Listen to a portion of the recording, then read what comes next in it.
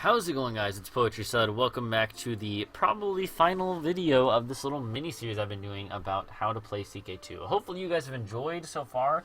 We've covered almost all the basics, so now I'm just kind of showing you some of the gameplay loop. As you can see, during relative peacetime, we are at war with this dude. I've mostly just been checking like the Intrigue screens and stuff, and yeah, so hopefully this will probably be the last episode, unless something major happens that I just feel like I need to squeeze in another episode, but I think I've shown you guys probably a lot of the basics. So let's go ahead and we're gonna just kind of wait until this dude surrenders. So this is very interesting. The fact that there's a Duke, the Duke of Flanders, and he's revolting, or he wants to revolt. Also, the Count of Vermandois and the Duke of Normandy. A lot of people don't like the king, and I'm not sure why. He doesn't like me, for that matter. And we're trying to kill him at the same time. So there's a lot going on, a lot behind the scenes. The factions are pretty strong. We'll see if they fire. Laws, still trying to pass that one law. Let's look at our vassals. Who doesn't like us and why? We imprisoned you. I forgot about that. Hey, you got enough money now? Nah, you don't got enough money, buddy. So most of the people are liking us, and as they like us, you can see our vassal force limit is coming up. Because our vassal levy, I should say, that's EU4 terms. Because they like me more, they're willing to give me more troops for when I am in battle and stuff, like I am now. So here we go. This is very interesting. This is gonna be big. Alright, so the Duke of Flanders up here has decided he wants to declare independence. The faction fired. So now, he is fighting the King of France. The King of France is at war. And this is interesting. So I was looking at this in last episode a little bit. I didn't really say anything about it. But the King of France is not allied to anyone. He's not allied to the King of England. But he only has a non-aggression pact, and so he doesn't have any allies. So what you see here is as many troops as he's going to be able to use. So let's see how this goes. And I want to see, once he has been at war for a little bit, I think what we'll do is we'll declare our own independence war, probably, unless we're able to kill him first. But anyways, we're gonna wait till this is done, this siege. And yeah, we're gonna kind of watch. Alright, so here we go. That's the Revolt army. The French monarch, King Felipe, is amassing his forces in Tours. Looks like somewhere around there at least.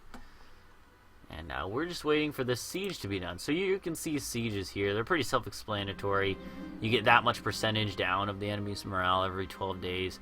And when it reaches 0, they surrender. And if you have more men on a siege, you know, then it'll go faster. I forgot I wanted to show some of the stuff. And then also, you have to have more men than our defenders. That kind of makes sense. So our daughter can become deceitful. I think that's fine. We really need a son. It's really bad that we don't have a son yet. Can we divorce my wife? I don't think we can, actually. Alright, so we won that siege. So as you can see, it has a dashed line on it. That means that we occupy the top province, but we don't actually occupy the bishopric and the city that are somewhere else in the province, not represented on the map. But those are going to fall a lot faster because they're not castles. You can't have multiple castles in one province, and that makes it a little harder. Oh, my voice cracked. Oh no, I'm ill. Oh, that's really bad. So what we'll do is we'll just do a white peace with this dude. Oh, no, we don't want to do that. We'd lose prestige. Hopefully I don't die. That would suck, because then I would become a 14-year-old girl.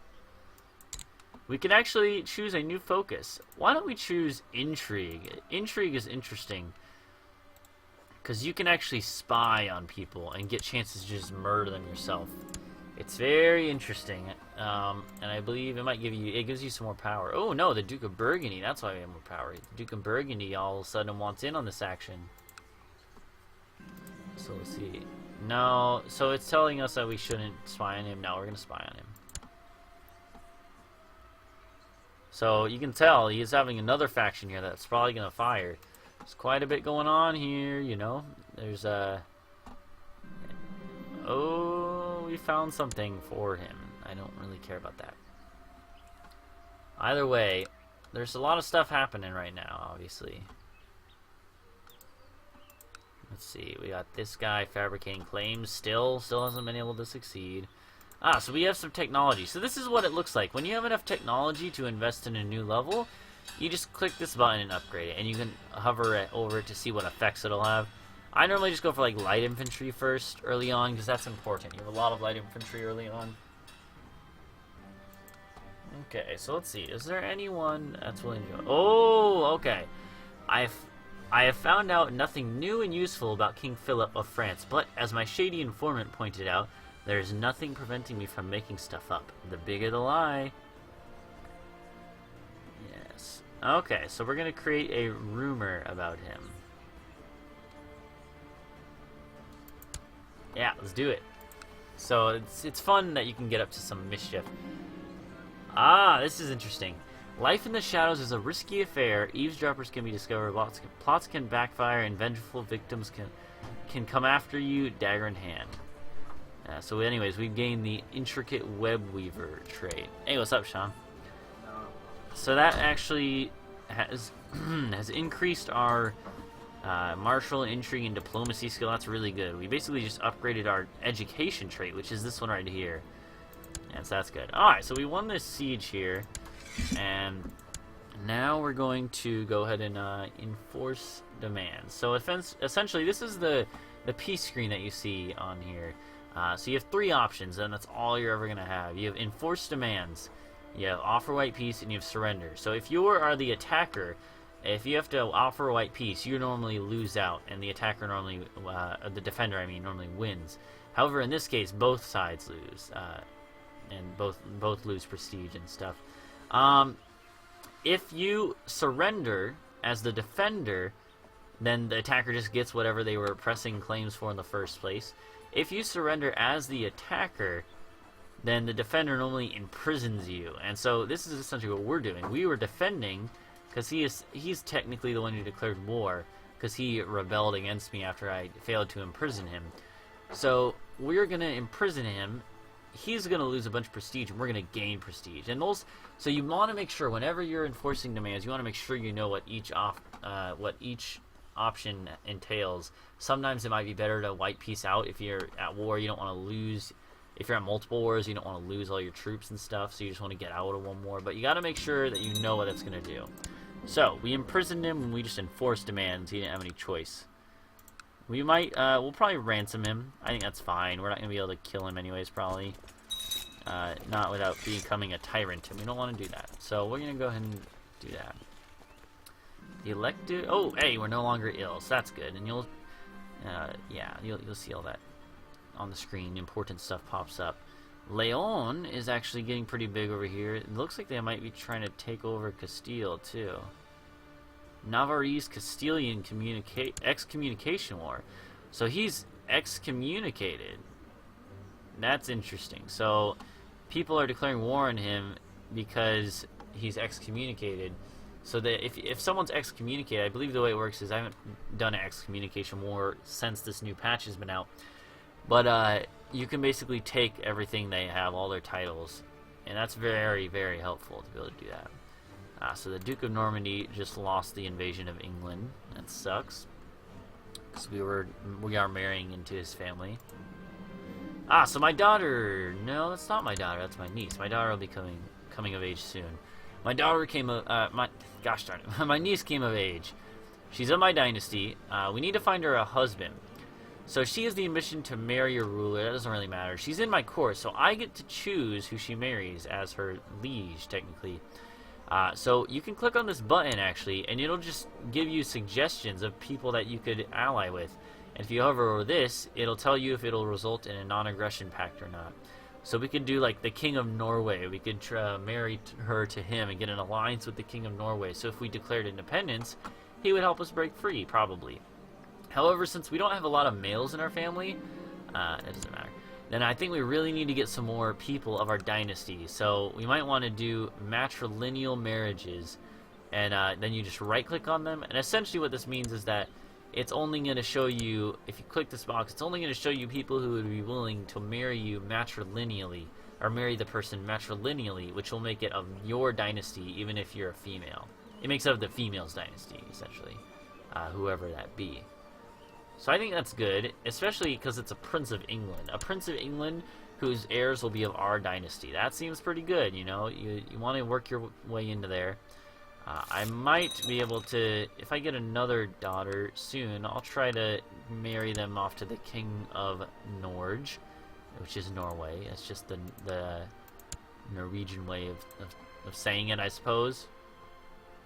Either way, not much left in this video. I think I've shown you everything that I pretty much wanted to show in this mini-series, though. 5 minutes left. Let's see what else happens. Let's see what mischief we can get up to. We've seen some more. We've seen a little bit of plots, but I really want to see one fire. This guy's willing to join for a bit of gold. I can make that work. Oh yeah, lots of people are willing to join now. The more people you have, the better, right? The bigger the better. No, we're going to keep spying on the liege. Anyways, I hope you guys have enjoyed. If you watch this whole series and you're new to my channel, I would appreciate it if you subscribed and stuff, because I do a lot of grand grand strategy games, and if you like them, I'm definitely gonna be doing more in the future. I'm hoping to do more CK2 in the future. I don't know if you have any suggestions for series you'd like to see. I can maybe do a longer series just as a first single player series on my channel, because I haven't done one of those before on my channel. I would love to, though. This game is pretty fun. I've tried to do some multiplayer stuff, but it's all fallen through the cracks, unfortunately. I don't know. It's not their fault. It's just people are busy. It's hard to coordinate, especially if it's not your job, like it is for bigger people, and it's just a hobby. So someone is trying to fabricate a claim on one of our duchies, on the Duchy of Gascon. We will imprison you. I took a chance there and didn't move my armies onto him. And we'll get some gold. Yeah! There's so many counts, and they just keep giving me their money, essentially. There's also a way you can actually plot. I'm not going to cancel this plot, but if you look, you can actually cancel plot. Not cancel. You can fabricate claims, essentially, or plot to revoke claims, revoke counties that are in your de jure duchy that you own. Like, I'm the Duke of Aquitaine. That's my primary title, my primary duchy title. I'm Duke of Aquitaine. That's my main title. Oh, no, that's interesting. I'll talk about this in a sec. But what you can do, essentially, is... a lot of stuff happened. What you can do is you can actually plot to take this land for yourself if it's in your duchy. Alright, so a couple things just happened. Very important things. So, we have a claim that happened. This is something I did want to show. Our Chancellor got a claim on the County of Toulouse. So you have to click this to use it, and then you get a strong claim on the County of Toulouse. You lose a little bit of gold and prestige, but it's worth it, because you get a claim, which are hard to come by any other way. And if we keep our Chancellor here long enough, he might fabricate a claim on the whole duchy, which would be awesome. The other thing that happened is my daughter just became an amateurish plotter. So, she's betrothed to this dude. And essentially what this is now we can betroth. So he offered the Count of Maine, her betrothed. He's like, hey, your daughter's old enough now. Let me marry her. So we're gonna go ahead and accept. And so you get some gold or prestige, depending on what you want. We'll take prestige. It just depends on what you want. Either way, there we go. We got our daughter married off. Unfortunately, we really need to get some more heirs of our dynasty. We're getting old, and if we die, we're gonna become someone who's... we're gonna become someone of our dynasty. Oh, our wife is pregnant. It might not be too late. But, like, we have to have people of our dynasty. If you don't have anyone of your dynasty as your heir, then you lose when you die. That's game over. King of France is still having some issues. We're still trying to kill him, but for some reason, it just will not fire this event. Normally, it would have fired a while ago. I really want to show you guys this, too, because it creates utter chaos when you kill the king, and then it becomes a younger king, a new king. So we actually have a casus belli on this guy now. Oh, and you can also press claims of your courtiers. However, if they're not de jure a part of your realm, which again goes back to the de jure map modes, then they'll actually if they're not de jure, they'll actually become independent of you. They'll just become, you basically press it for them. Ah, so this is interesting. Now this is interesting. Since we're spying on him, we got this event. One of my informants, a young soldier with more vices than he can afford, has managed to gain the trust of King Philip and now often stands guard outside his door. I don't understand how the fellow managed it, but who am I to look a gift horse in the mouth? For enough gold, he might be persuaded to get rid of Philip violently. So, we can lose 5 gold. We pay 5 gold to freaking get this random soldier to attack and try to murder the king. And this is not due to our plot. This is actually due to the fact that we're spying on this dude. We also have the plot active, which might fire if this doesn't work. So let's do it. Let's see if it happens. Cross our fingers. It'll come any day, probably within a month. Oh, yes, it worked, I think. Wait. In disguise, I meet up with my friend, King Philip's burly armsman, and his shifting-looking associate at a rundown tavern. Grinning, he recounts how they stabbed King Philip of France to death in his bed. I hand them a bag of coins and leave. That's awesome. It worked. We killed the King of France. Nice. So that's going to weaken the realm a bunch. There's a new king, so everyone's going to not like them as much. However, he knows that we tried to murder his sibling. So it was his brother that actually did it. Now, if we... This is interesting. If we kill him, he doesn't have a son, so he doesn't have anyone of his heir. So he would actually just become... the kingdom would pass on to the Duke of Burgundy, and that would really mess things up. So this is very interesting. By doing these murder chains and stuff, you can really mess up the kingdom and make them very weak, make it very weak, which makes it easier for you to break free and get that, get into a powerful position. We're still the spy master, which is hilarious. We're the spy master to the king. We're like, hey, we'll advise you. We're totally not gonna use our power as your spy master to kill you. And so this is what normally happens after a new king takes power. Everyone comes out with their different factions, like, hey, give me this, hey, do this, please, you're weak. Anyways, oh, I lost the trait gregarious. That stinks. So over time, especially when you get older, you'll lose traits and stuff. But, okay. Either way, the timer just went off. We'll go a little bit longer. I just kind of want to see what's going on. Still can't get this law passed, which stinks. Ah, we had a daughter. Okay, so we didn't actually have a daughter. I mean a son. We had a daughter. So this complicates things, because since we only have daughters, when I die, the land will actually get split up. My oldest daughter will get 2 of my 3 duchies, but my younger daughter will get 1 of the 3 and 2 of the counties. And so that's a problem. That is a big problem, because when I die, that means I'll become the older daughter, but then the younger daughter will own some of the land that I should be owning. I mean, not technically should be according to the game, but what I want to be owning that I previously owned. I don't want to lose that, And that's what this little icon is up here, and it shows you that. Okay. Let's see. So there's a bunch of stuff. You can look at your known plots. There's known factions. And that's gonna do it for this this mini series. But anyways, I hope you guys enjoyed this little mini series of short or average length videos, I guess, explaining CK2. 5 videos, 20 minutes each. It's kind of long, but for a game like this, it takes a while to explain. It takes a while to learn. I would say just go have fun and don't try to play something too hard right off the bat. Pick someone with a decent standing, maybe a little bit challenging, like, maybe like the Duke of Holland or the Duke of Saxony. There's so many people you could play as. The Duke of, or the King of Sweden, one of, like, the Duke of Wessex or whatever, Duke of Kent, I don't know. Someone that has a decent standing that you can just then expand from there, expand your dynasty and just build up. And it's really fun. It's a fun game. I hope this guide helps you get into it if you were looking for a comprehensive, fairly in-depth guide. I hope this fulfilled that. But anyways, thank you for watching. Go leave a like and subscribe for more. Make sure to check out my other other series on the channel if you haven't already. I do a lot of grand strategy stuff. I've been doing some Victoria 2 lately. But either way, thank you for watching, and it's been a pleasure to do this series. So until next time, goodbye.